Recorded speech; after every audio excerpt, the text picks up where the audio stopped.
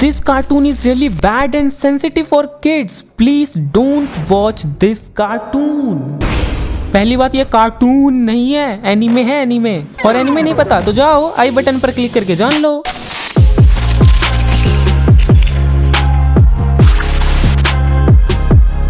ओबोचामा-कुन Shinchan की copy है या शिनचैन ओबोचामा-कुन की कॉपी है? बिल्कुल यही जानेंगे इस वीडियो में, बट सिर्फ ऊपर ऊपर से नहीं बल्कि डिटेल्ड एक्सप्लेनेशन के साथ, जो कि होगा ओबोचामा-कुन की A to Z पूरी क्रिएशन स्टोरी जानकर। And here we go, plot of the show. Obocchama kun एक मांगा टर्न्ड एनिमे सीरीज है जिसे सबसे पहले जनवरी 1989 में एक एनिमे सीरीज के रूप में एक जापानीज चैनल टीवी आसाई पर ब्रॉडकास्ट किया गया। ओबोचामा-कुन में ओबोचामा की स्टोरी दिखाई गई है। ओबोचामा यानी एक अमीर खानदान का अमीर बेटा जो कि अभी अभी एलिमेंट्री स्कूल में आया है। ज्यादातर बच्चे नॉटी होते हैं पर ओबोचामा-कुन सिर्फ नॉटी नहीं बल्कि हॉटी भी है। मींस एक घमंडी बच्चा जो अपने पापा का राज दुला रहा है। इस पूरे एनिमे सीरीज में आप ओबोचामा और उसके फ्रेंड्स के बीच हुई कई स्ट्रेंज इंटरेक्शंस को देखकर खूब हंसने वाले हो। हाँ, कुछ ऐसे। क्योंकि शिनचैन एंड ओबोचामा-कुन दोनों कॉमेडी जॉनरा पर बेस्ड हैं, इसीलिए कई लोगों को डाउट होता है कि इनमें से कौन सा एनिमे किसकी कॉपी है। ये भी आप इस वीडियो में डिटेल्ड एक्सप्लेनेशन के साथ जानने वाले हो। बट उससे पहले हम चलते हैं साल 1986 में, जब फर्स्ट टाइम ओबोचामा-कुन की कॉमिक बुक, जापानीज टर्म में बोले तो मांगा सीरीज बनाई गई थी। ओबोचामा-कुन द बैक स्टोरी।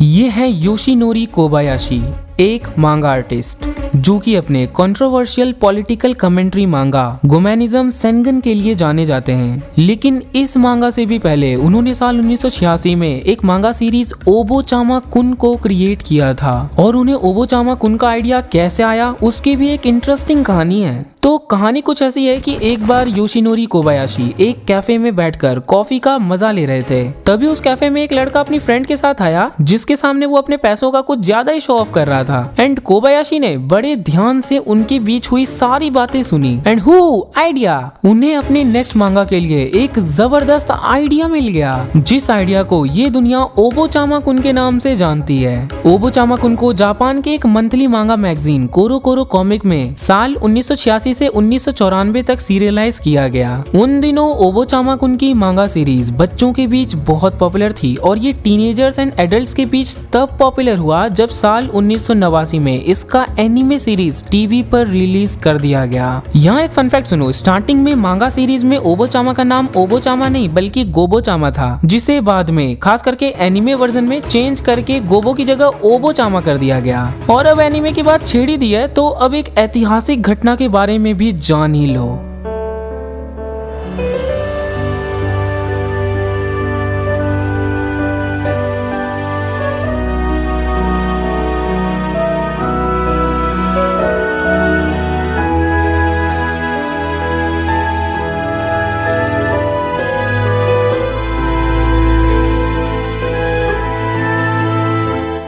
ये घटना है फूजी टीवी एंड टीवी आसाई के दो शोज रानमा हाफ और ओबोचामा-कुन की। साल 1989 में ये दोनों शोज एक साथ अलग अलग चैनल्स पर रिलीज किए गए। हाँ, इनके रिलीज डेट्स में लगभग 3 महीने का गैप जरूर था, क्योंकि ओबोचामा-कुन जनवरी में रिलीज हुआ एंड रानमा हाफ अप्रैल में। लेकिन उससे क्या ही फर्क पड़ता है, ये दोनों शोज उस टाइम एक दूसरे से TRP की धमाकेदार लड़ाई लड़ रहे थे। जिन्हें नहीं पता वो ध्यान से सुन लो, वैसे आई नो कि किसी को नहीं पता, इसीलिए सबके सब ध्यान से सुन लो।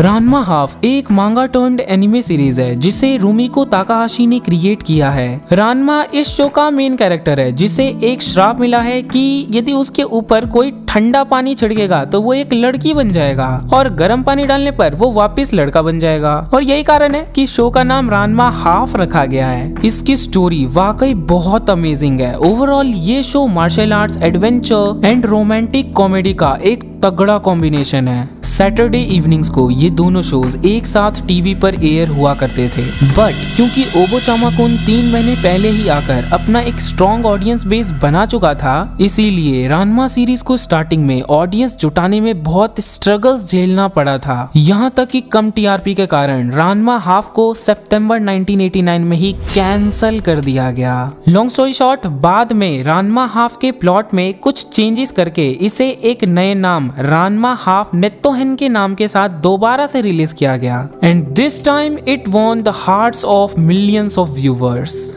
भले ही रानमा और ओबोचामा-कुन की इनडायरेक्टली एक टीआरपी बैटल चली हो, बावजूद इसके इन मांगा के क्रिएटर्स ने एक वीकली इशू में कोलैबोरेशन करके दोनों का एक स्पेशल कोलैबोरेटिव चैप्टर निकाला था और मैगजीन के कवर पर गोबो एंड रानमा को साथ में फीचर किया गया था। अल्टीमेटली सितंबर 1992 में ओबोचामा का एनिमे सीरीज एंड हो गया, एंड कोइंसिडेंटली इसी महीने रानमा हाफ नेत्तोहेन का भी लास्ट एपिसोड रिलीज करके इसे भी एंड कर दिया गया। एनिमे सीरीज के एंड होने के बाद भी रानमा हाफ की तो कई फिल्म्स एंड ओवा वगैरह रिलीज होते रहे, बट ओबोचामा-कुन इसका तो एनिमे सीरीज मांगा सीरीज के खत्म होने से पहले ही एंड कर दिया गया। तो आखिर ऐसा क्यों? ओबोचामा उन दिनों जापान में इतना पॉपुलर था, बट फिर भी बस टीवी आसाई ने इसके 164 एपिसोड ही क्यों बनाए एंड इसे आगे कंटिन्यू क्यों नहीं किया? Why ओबोचामा-कुन was discontinued? देखो जी, ओबोचामा-कुन के बंद होने का सिंपल सा फंडा है सेंसरशिप, जिसका अर्थ होता है सप्रेशन ऑफ वर्ड्स, इमेजेस और ideas of a TV show that are offensive. ये शो बना तो किड्स के लिए था, पर इसमें इतने ज्यादा अजीबोगरीब, ऑफेंसिव और ऑब्सीन सीन्स थे कि वो मतलब समझ जाओ किड्स के लिए थे ही नहीं। मैं सही कह रहा हूँ। इस वीडियो को बनाने से पहले मैंने ओबोचामा प्लस रानमा हाफ के 10-10 एपिसोड्स तो जरूर देखे हैं, एंड रानमा हाफ में ऑब्सीन सीन्स हैं, बट ओबोचामा-कुन में तो उसका 5 गुना है। जापान में एक पेरेंट एंड टीचर की एसोसिएशन है जिसका शॉर्ट फॉर्म पीटीए होता है। ये एसोसिएशन हर साल जापान में चिल्ड्रंस वेलफेयर के लिए कुछ सर्वेस कंडक्ट करती है, एंड उन्हीं सर्वेस में से एक सर्वे में पेरेंट्स एंड टीचर से पूछा जाता है कि ऐसे कौन कौन से एनीमे हैं जो आप कभी भी अपने बच्चों को दिखाना पसंद नहीं करेंगे। तो उसमें ओबोचामा-कुन हमेशा टॉप 10 के लिस्ट में रहता था। सो या that's the reason of discontinuation of the ओबोचामा-कुन।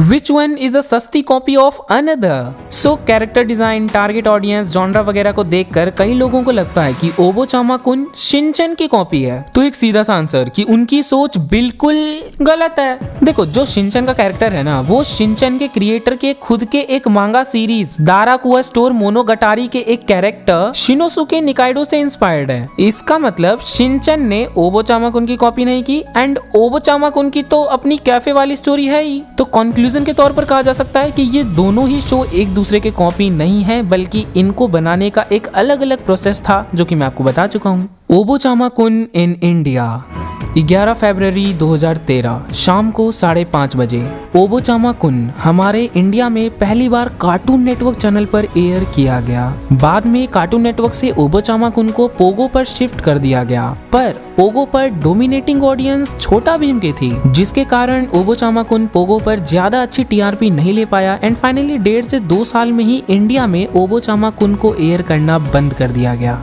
But as you may know कि इंडिया में एनीप्लेक्स चैनल को सोनी ये के साथ रिप्लेस कर दिया गया था, एंड अब तक तो सोनी ये चैनल इंडियन शोज को ही ज्यादा दिखा रहा था, पर अब इसने कई फॉरेन शोज इंक्लूडिंग ओबोचामा-कुन को एयर करना शुरू किया है। 15 मार्च 2021 से रोज ओबोचामा-कुन को सोनी ये चैनल पर एयर किया जा रहा है। बात करें इसके हिंदी डबिंग के बारे में, तो हिंदी डबिंग आर्टिस्ट के बारे में मुझे ज्यादा कुछ इन्फॉर्मेशन तो नहीं मिली इंटरनेट पर, बट ओबोचामा-कुन का जो मेन कैरेक्टर है यानी खुद ओबोचामा, उसको अपनी हिंदी वॉइस वैभव ठक्कर सर ने दी है, जो कि जेक एंड फिनियस को भी अपनी हिंदी वॉइस दे चुके हैं। बाकी मैं ओबोचामा-कुन की गूगल पर रिव्यूज पढ़ रहा था, तो मुझे पता चला कि इंडिया में 2 कृष्णा हैं, एक अविरल जिन्हें ओबोचामा-कुन से कुछ शिकायतें हैं, और दूसरे दक्ष जो इसके कॉमेडीज का मजा लेते हैं। सो इन दोनों में से आप कौन से वाले कृष्णा हो, कमेंट करके जरूर बता देना। मैं तो यही कहूंगा कि इंसान सिर्फ बुरा या सिर्फ अच्छा नहीं होता, बल्कि दोनों का मिक्सचर होता है। इसीलिए वो कोई आसान हो या कोई टीवी शो, उनसे अच्छी चीजें लो या सीखो और बुरी चीजों को दूर से ही टाटा एंड बाय बाय कह दो। एंड एक लास्ट चीज, यदि आपको मेरी तरफ वीडियो एडिटिंग सीखनी है तो मैंने सभी बिगिनर्स के लिए इस पर एक डेडिकेटेड कोर्स क्रिएट किया है जो कि मेरे न्यूली लॉन्च्ड मोबाइल ऐप पर भी अवेलेबल है। तो यदि आप मेरे वीडियो एडिटिंग स्टाइल को सीखना चाहते हो तो इस ऐप को डाउनलोड करके एडिटिंग कोर्स परचेज कर सकते हो। प्लस इस ऐप में मेरे द्वारा बनाए गए कुछ फ्री कोर्सेज भी अवेलेबल हैं जिनसे आप काफी कुछ सीख सकते हो। So download this app and keep learning new things from me. इस वीडियो से रिलेटेड अभी भी कुछ पूछना चाहते हो तो आप मुझे मेरे इंस्टाग्राम आईडी animation_vibes पर डायरेक्ट मैसेज कर सकते हो। एंड मटर पनीर की कसम, I always reply to genuine messages. Plus ये जो आपको स्क्रीन पर अभी एक प्लेलिस्ट दिख रही है वो आपके चाइल्डहुड शोज की शॉर्ट डॉक्यूमेंट्री से भरी पड़ी है जिसे खास आपके लिए बनाया गया है। तो थोड़ा टाइम निकालो और अपने सारे फेवरेट कार्टून्स की सारी वीडियोस देख डालो। Till then, this is Raja signing of.